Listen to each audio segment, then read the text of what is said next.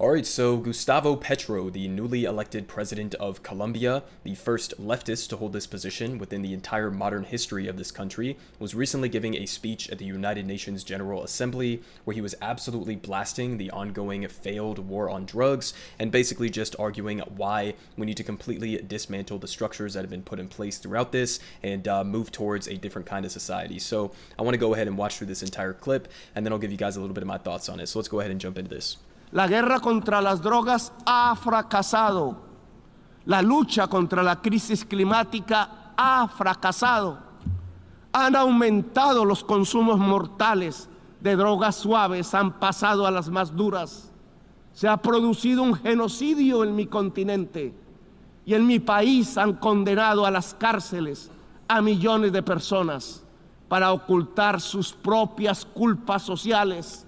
Le han echado la culpa a la selva y sus plantas. Han llenado de sinrazón los discursos y las políticas.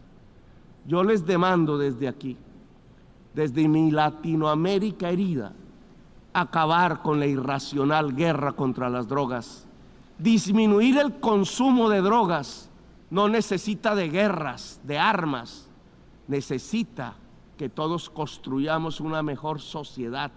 La guerra. All right, so, I mean, short little clip there. Obviously, that was just a snippet, but he's 100% based and correct on every single thing that he just said there, right? So, first off, I mean, obviously, we know the consequences of the drug war here in the United States. We have a mass incarceration state that we've built in large part due to millions and millions of people over the last number of decades being thrown away and locked in prison for minor nonviolent drug offenses. We still have a president right now, Joe Biden, who has been one of the most aggressive drug warriors throughout his entire tenure, running on like 50 years now throughout his political career. And this motherfucker is not even willing to legalize weed, let alone actually going about the process of trying to fully undo the consequences of the drug war and bring it to an end in its entirety. So, I mean, it's a completely ridiculous situation that we are even having a discussion about whether or not to continue the ongoing war on drugs. But we're still left with this situation. I mean, I just saw recent polling data just a couple of days ago coming out of Missouri that said that an overwhelming majority of Democrats, Independents, and Republicans all support legalizing marijuana within the state, and that's something that is supported by a broad coalition of the American people, and yet we still have a president who's not even willing to deschedule it and effectively legalize it in this country. We have a president who is representative of the Democratic Party, the supposedly left-wing party, who is getting outflanked by Republicans in the state of Missouri. I mean, it's completely fucking ridiculous and pathetic that we are even still having this conversation. And obviously, again, we've seen a lot of the consequences from that. As he was pointing out in the beginning of that speech, the drug war has not led to a reduced amount of drug usage in this country. If anything, we are seeing skyrocketing deaths from particularly like opioids here in the United States, as well as fentanyl now. And it just shows that it's been a complete failure. And in the meantime, we've completely wrecked millions and millions of people's lives in the process of that. We have 5% of the world's total population, 25% of the world's prison population, and a large part of that is due to the drug war. So, I mean, again, he's 100% right about every single thing that he was saying there. I think that another important thing to point out here historically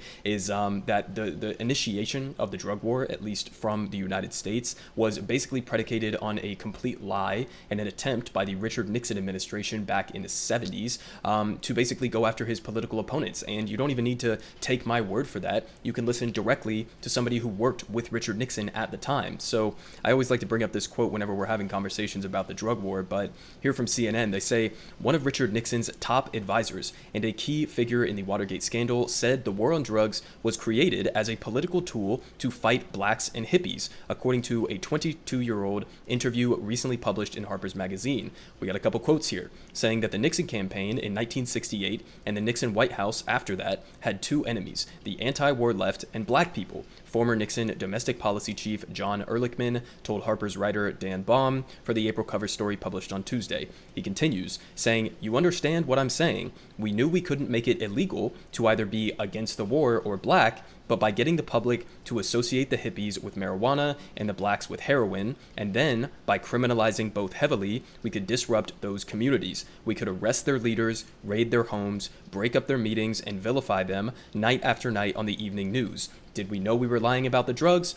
Of course we did. Okay, so again, you don't even need to take my word for it. You don't need to take any, radical, scary socialist or anything's take on this. This is coming directly from the mouth of one of the guys who helped usher in and start the war on drugs. Okay, they're fully admitting it. It was based on a completely bullshit premise and was really just an attempt for them to go after and target their political enemies. So from the outset of this, okay, even the people who started the war on drugs knew that it was not going to be effective. They knew that it was complete bullshit. And still, we are dealing with the reverberating effects and the ongoing continuation of this drug war to this day. I mean, again, it's completely fucking pathetic that we are even still having this conversation right now. And not only are we having this conversation, but we still have motherfuckers like Matt Gaetz in the Republican Party who are suggesting things like bombing Mexico's Sinaloa drug cartel over fentanyl trafficking. So, like, not only do they want to continue the drug war in the sense that we continue to, arrest people for drug use and criminalize drug use in this country and continue it in that capacity and increasing the police state and mass incarceration as well,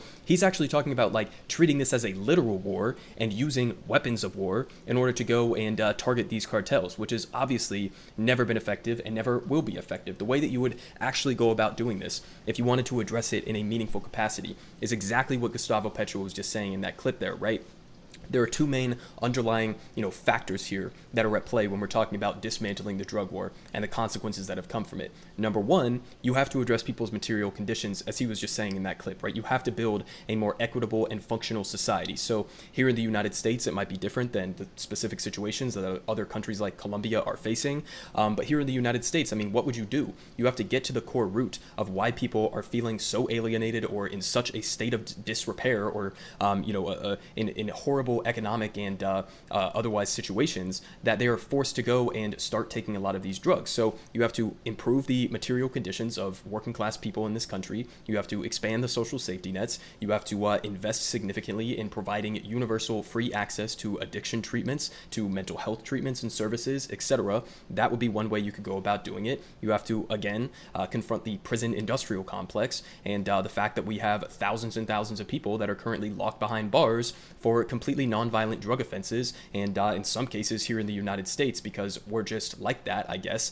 we still have like literal ongoing modern slavery where a lot of these prisoners are forced into, working for private corporations within our jails and prisons for the profits of some of these corporations. You have to confront the prison industrial complex. You have to invest in the poorest people, the most vulnerable people within society. You have to provide universal access to healthcare, mental health care included in that, as well as addiction services, okay? Those are the types of things that you would go about doing in response to this. And you could even get more specific with it. For example, we did have those recent drug programs that were started in New York City where you basically have like safe injection sites, and that significantly lowered almost immediately the amount of overdose deaths because people were given the ability to go legally administer these drugs, and you have doctors, you have people who are there and qualified to be there looking over them and making sure that they are not overdosing and then trying to connect them with the services necessary to go about addressing their treatment and addiction services. So, I mean, those are some of the ways you could go about doing that. But number two, the other main thing that you have to do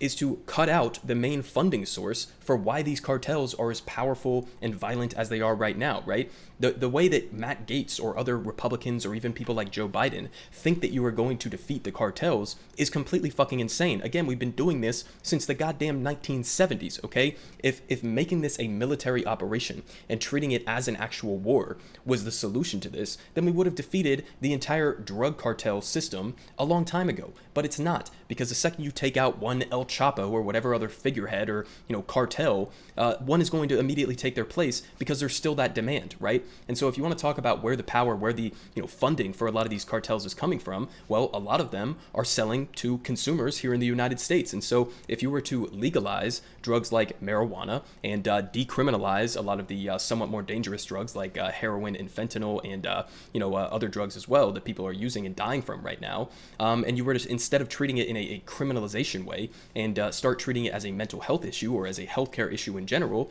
then you would completely cut out the business that these cartels are operating with, and that makes them so powerful. I mean, again, think about it. We're talking about already here in the United States, where we don't even have across the board federal legalization. In just the states that have legalized it, in just the few years that they have had it legalized, it's become a multi, $1 billion industry here, here, okay? So this is where their money is coming from. So you take their business on the one hand by legalizing the safe drugs and decriminalizing the unsafe drugs. You provide universal health care, you improve people's living conditions, and that would be how you actually go about effectively addressing the drug war. And, if not, then we're just going to continue on this pathway of endlessly kind of like chasing our own tails and trying to hunt down these drug cartels, or if Matt Gaetz gets his way, bombing the drug cartels, however the fuck that would actually end up working, with bombing cartels in other sovereign countries. Not even really something that anybody should take seriously, but we're just going to continue down on this path where we have a mass incarceration state, an increased police state. You have cops that are going around and killing and harassing people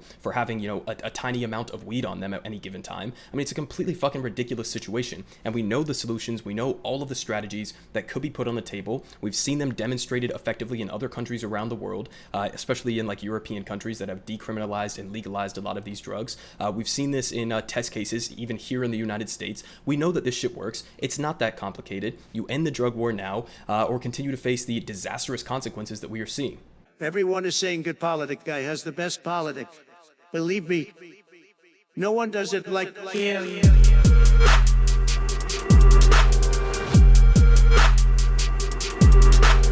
Believe me, everyone is saying